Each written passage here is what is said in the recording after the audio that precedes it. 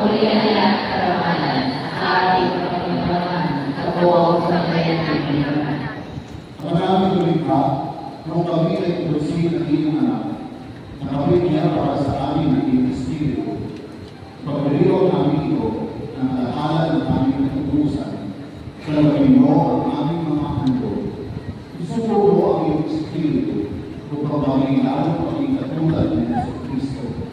Saan kami naroon, maging saksitawan na kami kapag siya ang aming Panginoon bago sa walang hanggan. Amen. Sumayin niyo ang Panginoon. At sumayin niyo rin. Itaas sa Diyos ay yung puso at diwa. Itaas namin sa Panginoon. Masalamatan natin ang Panginoon ating Diyos. At ito sa kasalamatan.